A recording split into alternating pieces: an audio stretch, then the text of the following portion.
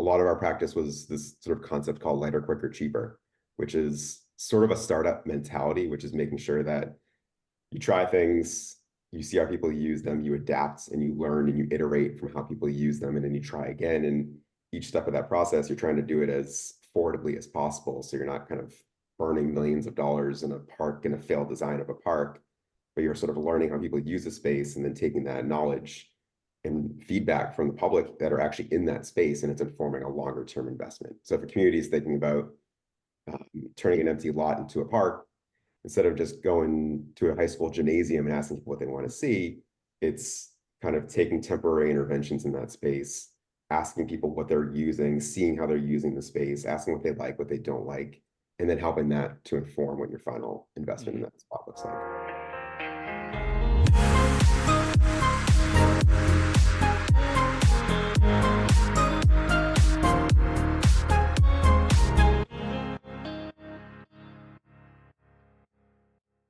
Welcome back to the Real Estate Law Podcast. Jason Muth here with Pride Away Stays and Straightforward Short-Term Rentals. Our resident attorney, Rory Gill. Rory, we're talking to an amazing guest today that we've actually been familiar with for many, many years. I met this guy at a conference a long time ago. I don't remember which one. He doesn't remember which one either, but somehow, you know, when you meet these conferences, like you start following each other on LinkedIn or Instagram or something. And our guest is Jonathan Berk. Jonathan has popped up all the time on my LinkedIn and my Instagram, and he's always putting either really awesome pictures up of like Boston or Salem, which is where he lives now, or he's talking about really interesting topics about urban planning, walkable neighborhoods, and how to make the places that we live a little bit more interesting and a little bit more affordable and a little bit more dynamic for the citizens of those cities. Right, Rory? Yeah, and I mean, he's been an influential voice, particularly in the Boston area, and just making sure that we're doing things the right way. And, you know, we may have a mixed record in Boston of how we've approached the past decade, but a lot of things really have changed in a lot of neighborhoods. And I think voices like Jonathan's have been really critical in making Boston a better place. Yeah. So with that, why don't we welcome the founder of Remain? He is an urbanist and a placemaker, Jonathan Berk. Jonathan, welcome. Thank you, guys. I appreciate the kind words, and thanks for having me and being so flexible and scheduling this winter of sickness every 2 weeks. I really appreciate the flexibility here. Yeah, well, us too. I mean, we're just talking off camera. Like, I've had double pink eye. Like, I don't know how many times I've had COVID, despite all the vaccines. You know, Rory's gotten colds. You know, that's what happened. Our neighborhood, all the kids are sick. You know, so you know, I'm not surprised that you know some things have hit your way. Plus, a cold hit your computer too, right? That's why we had to reschedule this. Yeah, I basically had to wipe my entire computer 2 weeks ago and start from scratch. So this is a brand new computer, and I'm slowly downloading apps as I need them. Ugh. All right.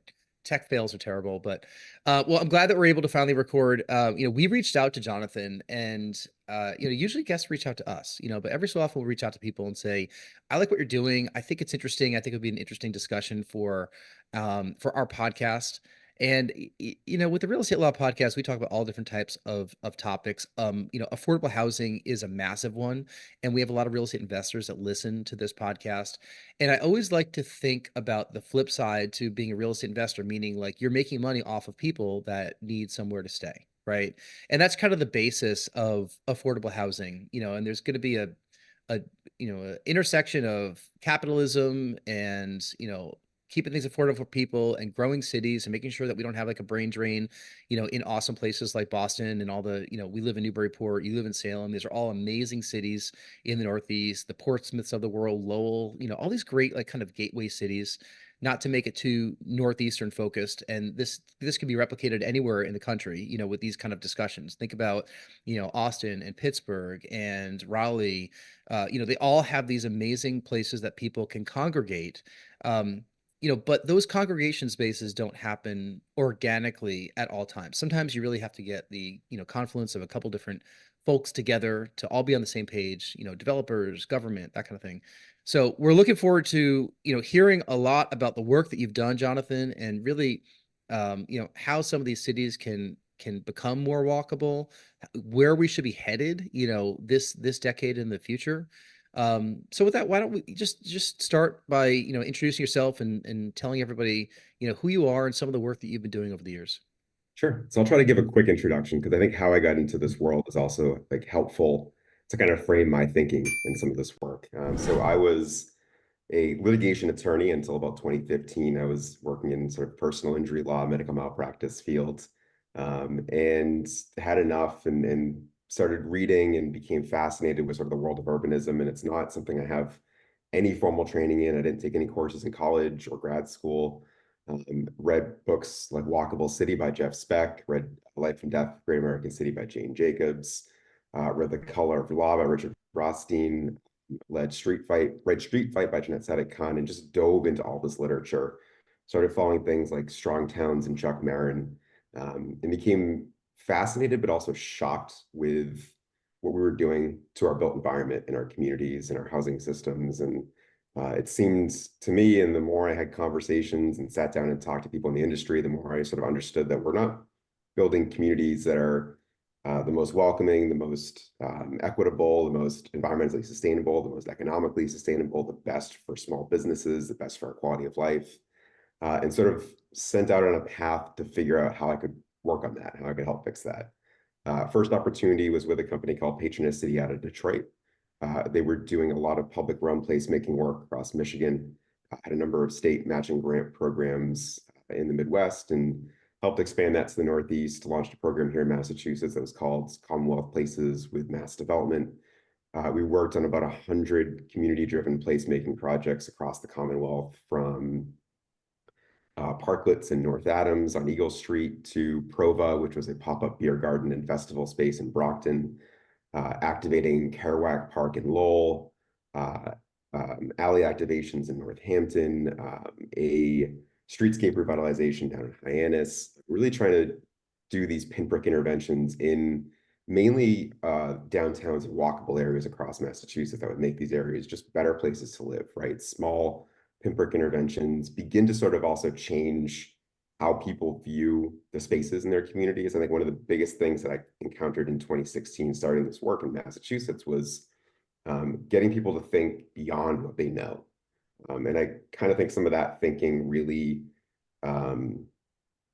hold us back in our housing production as well, and sort of changing the way we think about our housing production. But back then it was smaller scale, just getting people to look at these spaces that are desolate, like empty lots and back alleys, and think differently about what could be there, right? This space that is full of trash and you run past it because you don't want to spend any time there could become an asset to your community. And I think it's some of that same thinking that I think to this day we're still working on changing for folks across Massachusetts.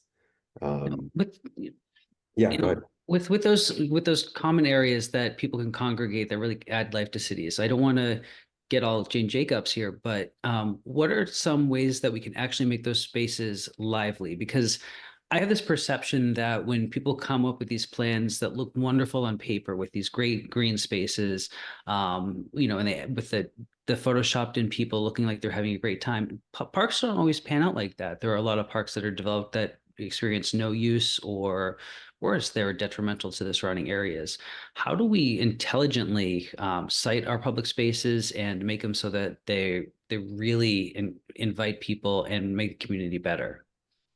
So great question. And I think that is oftentimes a question for a landscape architect to study and answer. But I think in terms of the sort of more tactical placemaking side of things, there's a couple things that I've learned over the years. One of them is that you have to seed a place with activity. And this is something that comes from a sociologist way back in the 70s, 80s, William White out of New York City, who studied how people used plazas in New York City and kind of looked at what brought folks into a space, what encouraged them to stay, what were the elements that made spaces inviting, made spaces sort of a deterrence.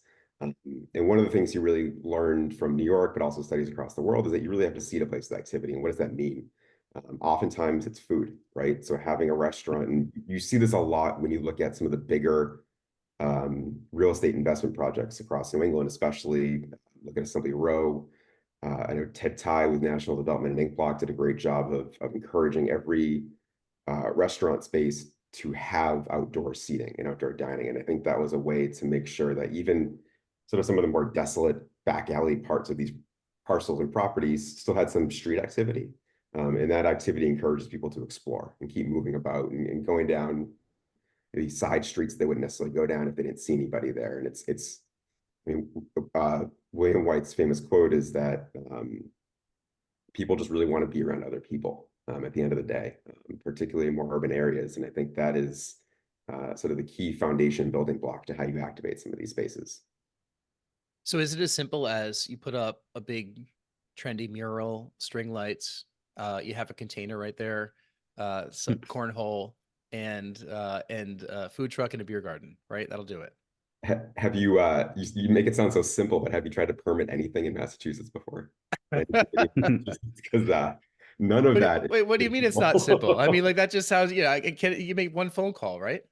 I mean, no, it's obviously it's not that simple. It's you really, especially for these community-driven projects, you really want to make sure that you have some of those key stakeholders at the table that are working on these projects. The local groups, whether they're integrally involved or just have a vote or a say in the process, you really want to make sure those folks are engaged, because they're the ones that you want to make sure they're actually using the space later on when it opens.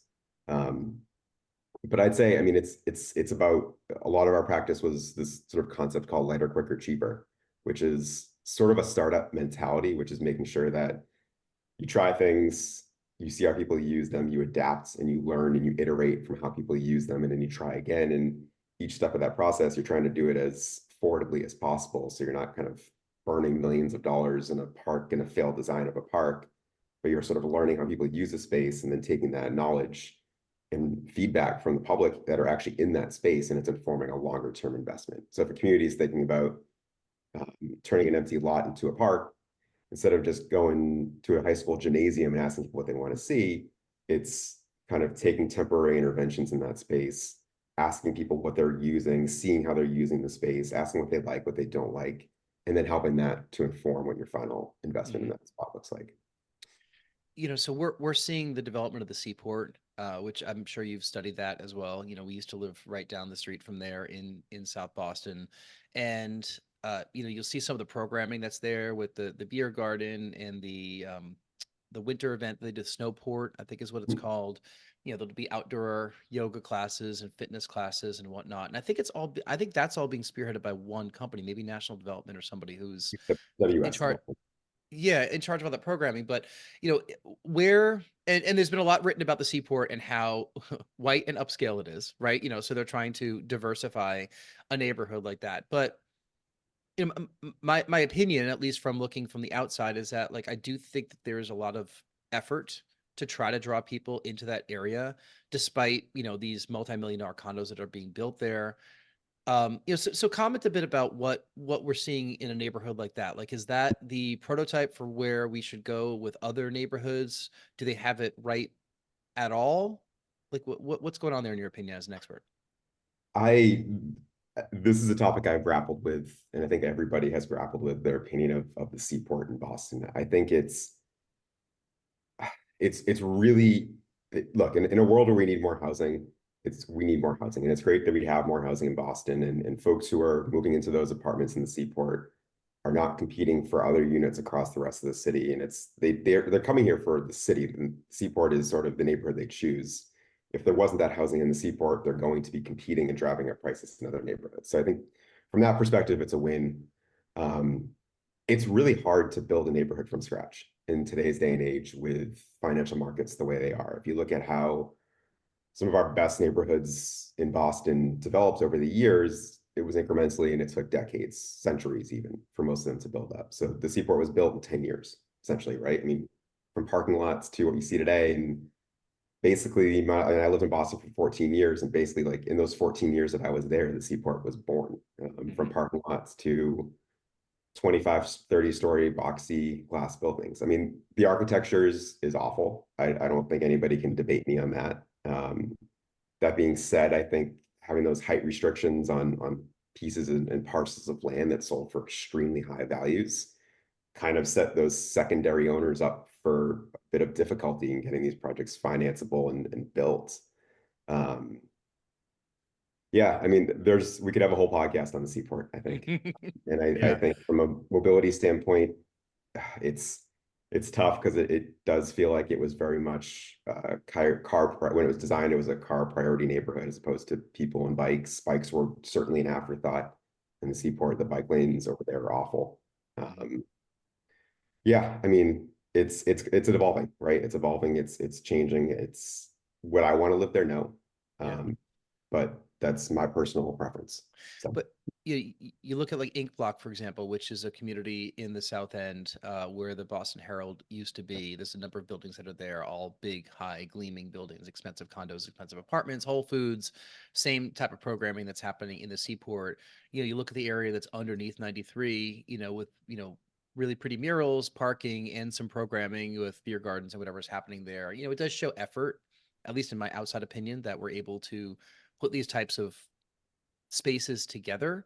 And then you look at like Newbury Street. I know you've talked a lot about, when they closed Newbury Street off to car traffic and, how it really comes to life with lots of foot traffic, which is not too far from the Esplanade in Boston. That's hosted a lot of events. And that's where you see the 4th of July fireworks for people that don't know the city that well.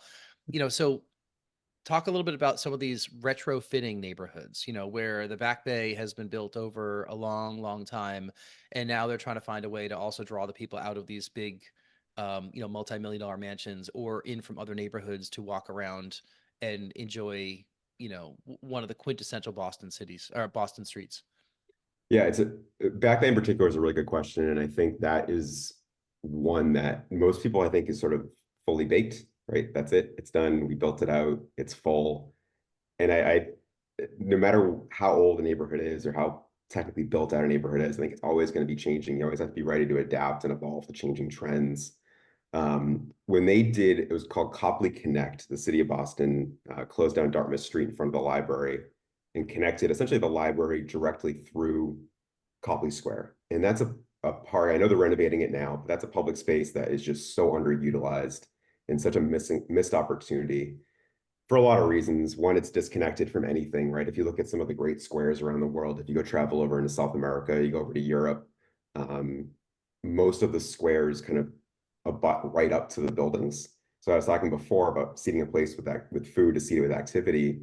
The restaurants and bars will kind of spill out, and the energy from those spaces spill out into these fairly desolate plazas, but people are hanging out there because they're feeding off the energy surrounding. Copley Square is different, where it is surrounded by 3 lanes of traffic on every side. And it's not a great place to sit, right? It's loud. It's horns and buses and trucks and heavy traffic. And some of those streets, there's not a ton of traffic on Boylston Street. You're going 40 miles an hour down Boylston. It's not a great place to be near. So when the city closed Dartmouth Street, you had for the first time the ability to sort of just meander out of the library and through Copley Square.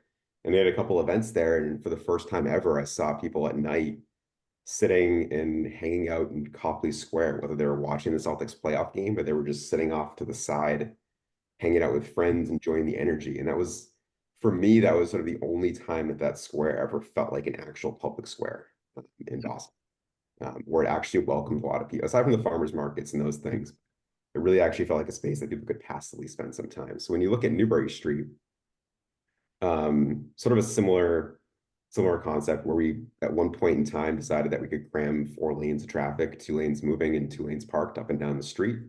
And on an average spring, summer, Sunday afternoon, you have cars that there's no real reason to drive down Newbury Street, right? You're not going from point A to point B. There's plenty of redundant streets that run parallel to it. You are circling for a parking spot that you may never find, especially on a Sunday when the meters are off and everyone's sitting there for 6 hours. You also have a $10 parking garage under the Common down the street, and you have another garage in Copley Mall 2 blocks away. In my mind, we should be learning from sort of the shopping malls of the world of how folks don't expect to park right in front of a store. They can park half mile away, 2/3 of a mile away from the store they're going to, and they'll still show up if you make the experience good and worthwhile. I think you see that in the 16 days a year last year that the city of Boston opened Newbury Street, is that people flooded the streets, restaurants did increase business, many stores increased business, increased foot traffic at least. And it's because you had an experience that instead of people coming just for one errand or one thing, you're now coming for an errand and you're enjoying the experience so much, you're stopping and staying. And I think from a retail standpoint, one of the best things you can do is increase that stopping and staying time. Just more time in front of a store, more time to potentially buy something. And you had a good experience and more likely to come back. Mm-hmm. Can we talk a little bit about how you cited retail and, kind of learning from a shopping mall, and, clearly the direction of retail these days has been, Legacy Place, Derby Shops, Linfield, Somerville, you have Assembly Row. If you don't know these places because you're not from the Boston area, just think about any lifestyle area that is outdoors where you're walking into and out of the stores, not in a big shopping mall, where there's sidewalks and there's programming for kids and people around. There's outdoor seating. It's an inviting area that has usually upscale retailers as well. The Apple stores types of retailers. What, if anything, and actually I should say, like, there's some like lifestyle center up near where we have some rental properties in Rochester, New Hampshire, that does outdoor programming as well. They're anchored by a Market Basket, a Paper Store, an Old Navy, a New Hampshire, liquor store, Stonewall Kitchen, but then they do, the outdoor movies and things in the summertime, and they have an outdoor beer garden. So even those types of centers are trying to draw people in, and make it a destination. What's working really well at those types of places, and what can be learned from, both large cities like Boston and, kind of the peripheral cities, such as the Salems and Newburyports of the world? So really good question. Really glad you asked it. And it's the name behind Remain is sort of when I say rethinking Main Street, it's really about how do we re-engage the powers of Main Street. If you look at all of the places you just listed, they looked at what worked on Main Street 150, 200 years ago in the Northeast across the country, and said, this is the scale, and this is the type of walkability, and these are the type of spaces that we want to see more of, and these what get people to come out. And they kind of took the best aspects. The mall originally was sort of the original copycat of Main Street. If you look at the history of indoor shopping malls back in the 60s and 70s, a gentleman, Victor Gruen, was an Austrian immigrant who's an architect. He was tasked with designing some of the first shopping malls in the US. And they went to him and they said, we want you to build and design something that looks like your home, your Austrian mountain villages, right? These small, quaint spaces. And a couple years in, his actual quote towards the end of his life was that he doesn't, and hopefully I can swear in this podcast, he doesn't take ownership of these bastard developments. They destroyed our cities and towns, because he sort of saw what they were trying to do, and then they just went a totally different direction. And I think to some extent, you're seeing some of the same lessons learned pulled by some of these quote unquote lifestyle centers. For me, if you look at the biggest opportunity in Massachusetts, it's really on our existing main streets in downtown. So you talked about Newburyport, you talked about Salem. I mean, these are great downtowns. These are great cities. I mean, Salem's retail vacancy rate is, I think, 2% right now, probably one of the lowest in the state. A lot of that is tourism. A lot of that is we have a pretty dense population that lives nearby. It could be denser. Newburyport, same thing. It's tourism, but you also have a pretty dense population that can support those retailers.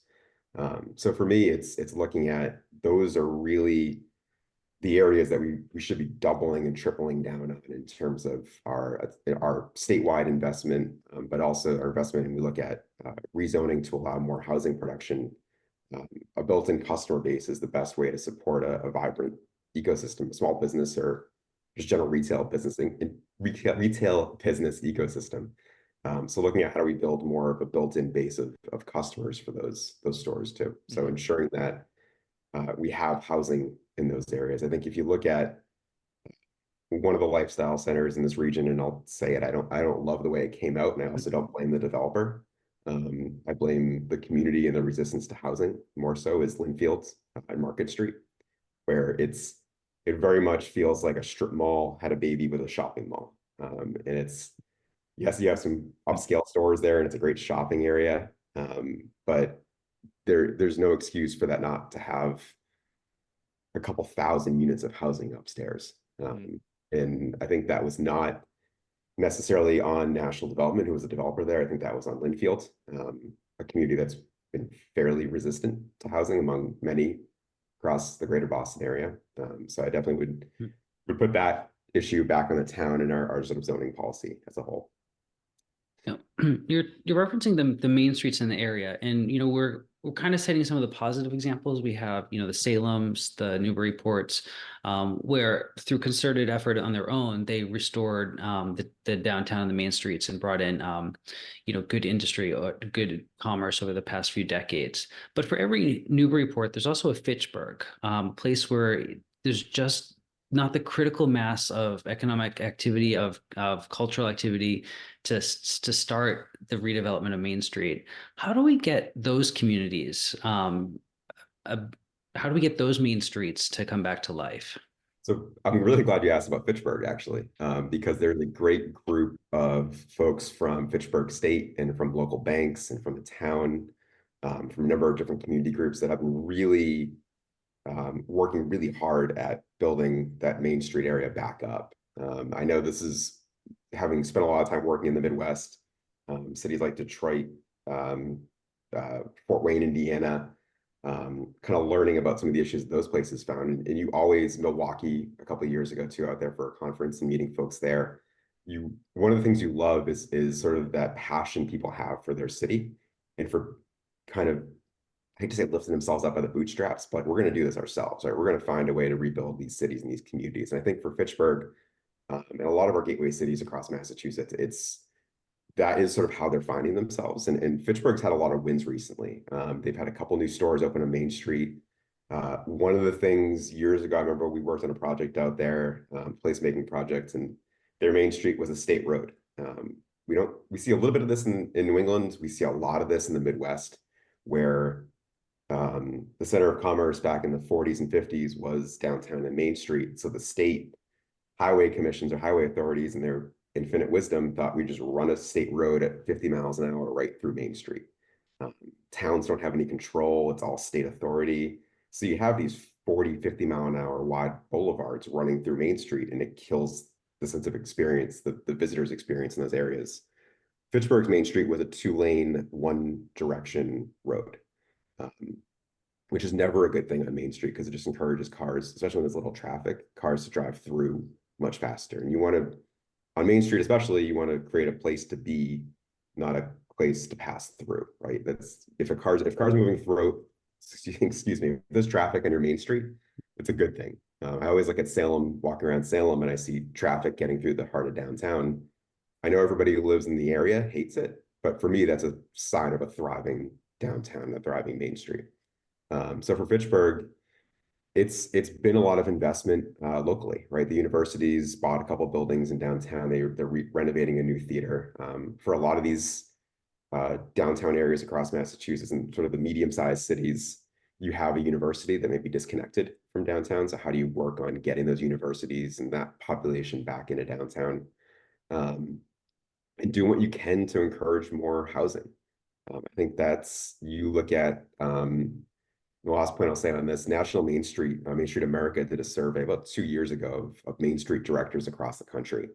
And they asked sort of some of their biggest needs and their shortcomings in their streets. And they all said, about 75% of the respondents said that we need more housing on Main Street.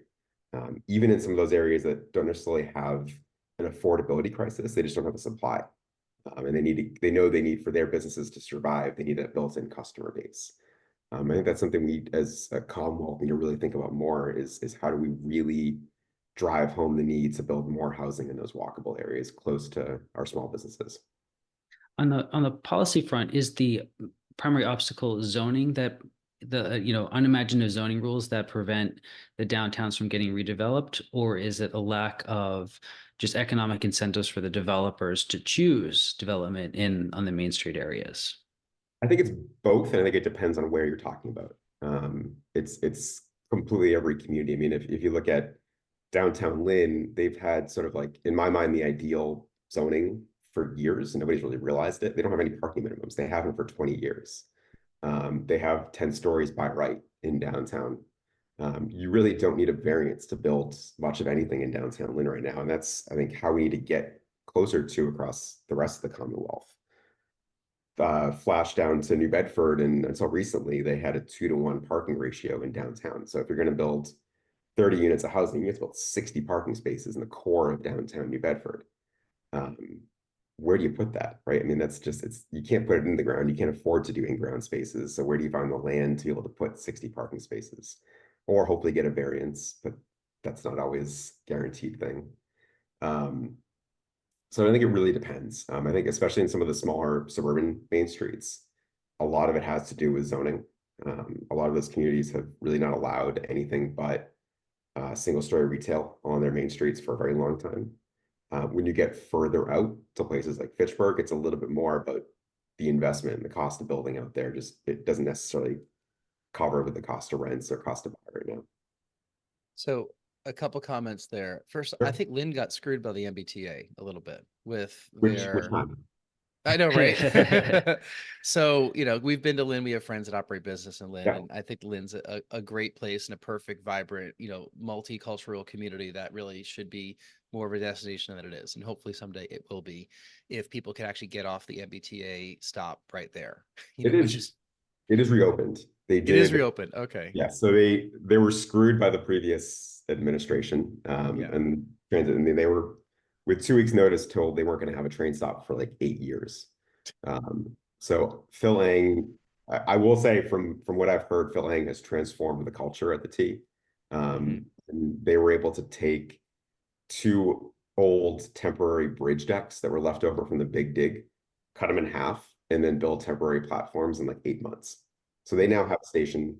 It's temporary, but it feels like it's a permanent station. It has countdown clocks. It has everything else. And so that will be there for the next couple of years until they finish the permanent station. But they have a stop again. Thankfully, it reopened about 3 months ago. Where's all those other, old school, like just where the trains used to go on top of like the businesses, where it made it so dark and desolate like it is in the Bronx and Queens and New York City? Where are those? And let's make a High Line somewhere like they have in New York, right? That who's adventurous enough to do that? All right, so this might be a strange, controversial topic, but Rory and I have talked about the villages in Florida. Okay. And we have our opinions about Florida. And I'm like, wouldn't this be a great place to go, and retire, Rory, like, and have a place down there? And then he's like, it's Florida. Like, think about who they like and they don't like. And I'm like, okay, fine. But like what the Villages is doing, right? Isn't there a degree of placemaking there for seniors? Like, I think a lot of the stuff that you're thinking through intelligently, is appealing to the people that are going to really patronize these folks, which are probably 20 something, 30 something urbanites that maybe are single or pairing up, have that first kid, have that second kid, want to bring their kids into the city, and do kind of fun family things right there. Maybe the teenagers that are looking for places to hang out with each other, because they don't go to the mall anymore like I used to. I'm Gen X. But you look at the Villages and, it's so spread out, but there seems like there's so much to do for the people who live there. We're kind of talking about things to do in these places for people, right? Is there anything that we can learn from that? Yes. I have a lot of thoughts on sort of aging. So aging in place is one term, and aging in the home that you have lived in for years. I think one thing we neglect, especially in Massachusetts, is the ability to age in community. And less about sort of staying in your home and more about providing options, right? I think if you look at the Villages, I've never been, so I don't really know if I can comment on what's there. I know there's a lot of similar complexes that popped up across Florida. There's going to be a percentage of retirees that are still going to move to Florida. The sense I get is that that's less and less as generations go on, about people who want to move. I mean, especially looking at the insurance rates that are happening down there right now. I think you have more people who are retiring and want to stay up here in this region, but they want things. When I was living in the South End for years, I remember a lot of the folks that were buying the condos in the neighborhood, the newer condos, were folks that were selling single family homes in the suburbs and moving into the city. Those were empty nesters, or kids were already gone, and they wanted to have the amenities that a city gives you. I think you talk about sort of the battle of amenities between these luxury buildings. I think the best amenities you can have anywhere you live is in your neighborhood, right? It's that coffee shop, it's that bakery, it's the restaurant, it's the bar. And that, I think, is, you mentioned like the young families and sort of 20, 30 somethings. I think that applies to 60, 70, 80 somethings too, is having the ability to have things around you, the ability to see people, especially when you talk about like issues of social isolation and loneliness when you get into senior generations. Providing a built-in community around folks is helpful. So I look at actually that is another key piece of our regional housing policy, is we have a lot of folks that have aged that are, whether they're stuck in their homes or whether they want to try and find a place to age nearby but haven't found the right options, is right sizing our housing supply to provide both entry level housing, but also places that people kind of downsize into while staying in their communities. And that is not something that exists in many suburban communities around Greater Boston, just because for so many years it's been single family or bust for the bulk of the last 50 years in a lot of those places. Yeah, we haven't even talked about places like Milton and what they just did, with the yeah, okay, let's not. Yeah, And then that's Braintree was a hot topic also, with what was going on at South Shore Plaza and the NIMBYism that's happening everywhere. Rory, I do want to get to the final questions, but Rory, I feel like this is like a whole new podcast. Like literally, you could launch a podcast with Jonathan about all these topics we've talked about, because this could be this is like an ongoing discussion everywhere. Like, this could be endless with content about but cities are happening around the country. Yeah, each line of questioning could have been its own podcast episode unto itself. And I think people would be interested because these decisions and these visions really shape how we actually live, our day-to-day lives. The one thing I'm afraid we did in this episode is we spent a lot of time talking about our area, the greater Boston area. So I kind of want to ask before we leave, looking outside of our bubble, are there any places and communities that are doing it right elsewhere in the country that you'd like to highlight as an example? Yeah, I think it's a great question, particularly as you look at, I mean, and I hate to say it, but our brain drain that we're going to get from the coasts, right? We're already seeing it from California. We're seeing it in Massachusetts, and it's sort of a quiet progression away. I think it's going to only increase as less people see a long-term future here. So the question is asked is like, where do you go? It's tough because you mentioned it before. Florida is great, but some folks, the social policy and the sort of political environment down there doesn't necessarily align with their social stance on things, or their stance on social issues. I was just in Texas, in Austin, a city that's, in my mind, sort of preparing for growth. And a lot of Texas cities are doing the same thing as they sort of see an onslaught of people that are coming in for more affordable living.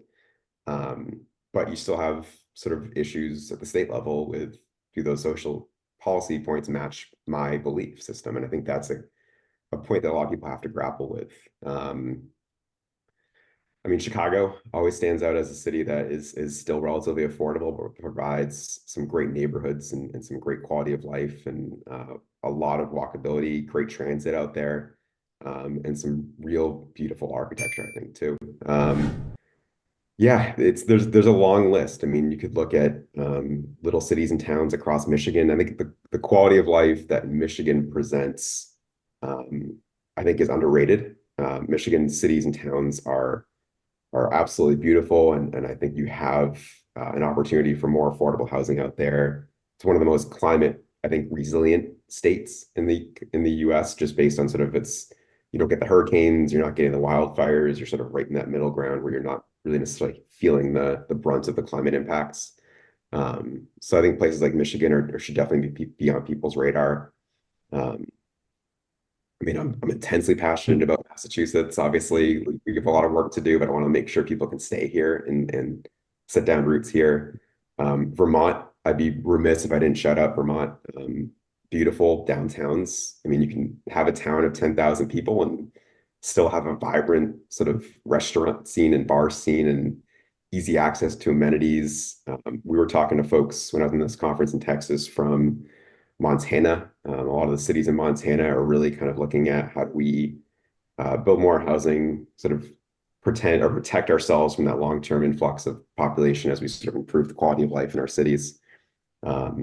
Yeah, I mean, that could be a whole other podcast in and of itself. There are places across the US where people can get a great quality of life. So Jonathan, we're gonna have to schedule a lot more time with you, like as we think of these topics. But yeah, and before I get to the final couple questions, I should comment. I've been to Boulder and Burlington. I kind of didn't realize one was modeled after the other. But I went there probably 20 years ago for the first time with an old job that I had. And in both situations, I was like, man, look at these like walkable areas where, I think Church Street is the street in Burlington. And I was even there in February, and it was just still a lot going on downtown. Like February in Vermont is pretty cold and pretty snowy. And, if you could build a community where people are going to go in and out of these spaces because they can easily walk walk into and out of them. Totally. You know, and this was 20 years ago they'd done that, or even if not longer. Okay, all right, I'm going off topic. Let's get to the final couple questions just so we can wrap things up. You know, this first one is going to be really easy because it could be what you've just discussed, or it could be something entirely different. Maybe you're into like Pokemon cards or something. But if you can get on stage for half an hour and talk about any subject in the world without any preparation, what would it be? Walkable neighborhoods. That like it's an intense passion for it's my work. It's also an intense passion for me. I mean, I not to do that whole talk right now, but just a really quick summary of why I said that. I mean, if you look at I mean, there's the housing theory of everything, right? Where having access to housing impacts everything else in your life. That's our baseline. If you look at the ability to have walkable housing, I mean, that impacts your physical health, your mental health by being closer to people. It lessens your environmental impacts, both from the physical buildings themselves, and having more density means that residents in those buildings, even if they're not LEED Gold Plus, you're still using less energy in those buildings. I mean, I have a 30-year-old building. I turned the heat on 3 times this year. It's leaky as heck, but still you build that energy up from the units below, the heat up from the units below you.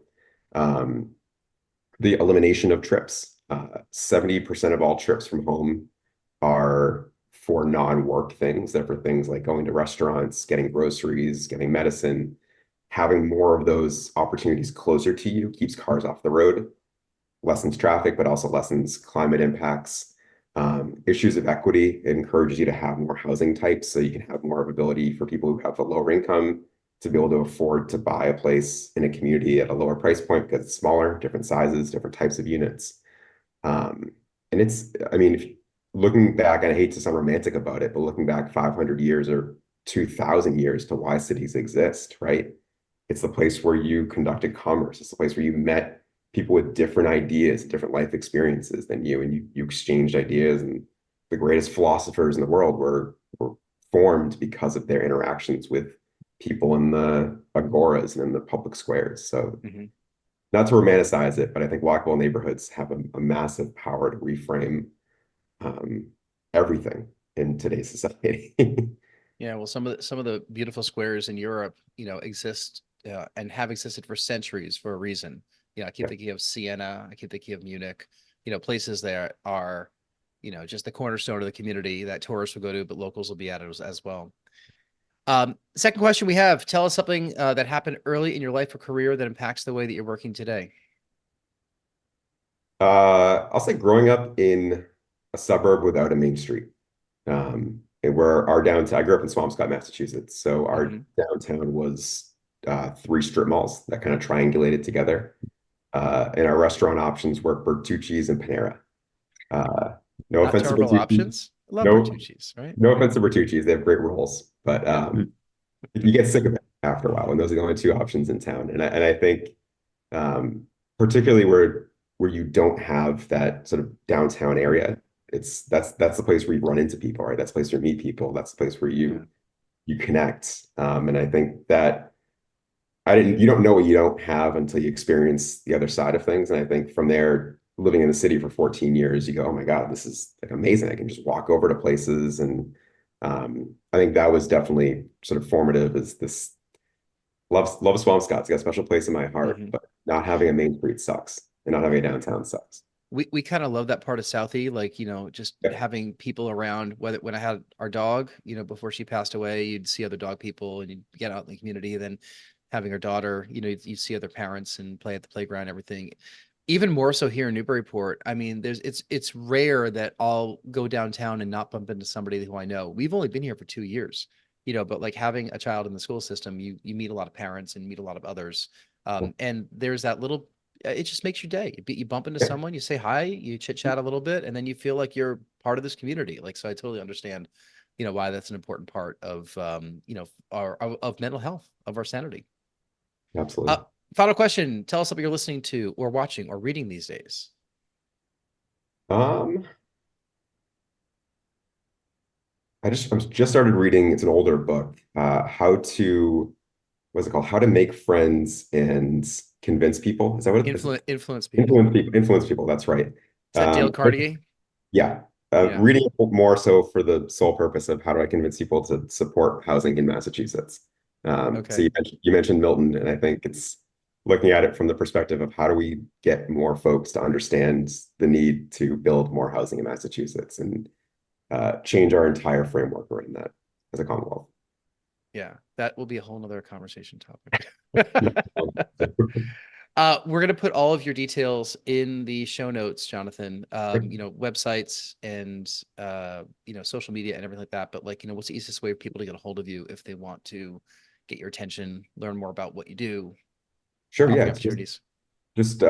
so on Twitter, it's Berkey1. I think that's where I have a long following. BERKIE number one. Or email is just jonathan@remainplaces.com. Okay, awesome. Rory, where can people get a hold of you? If you just go to rorygill.com, you'll see the different ways you can get in touch with me and the different ways I can help you out. All right. If you've enjoyed this episode, we love 5-star reviews and we read all your comments. So please go right ahead and do one of those two things or both.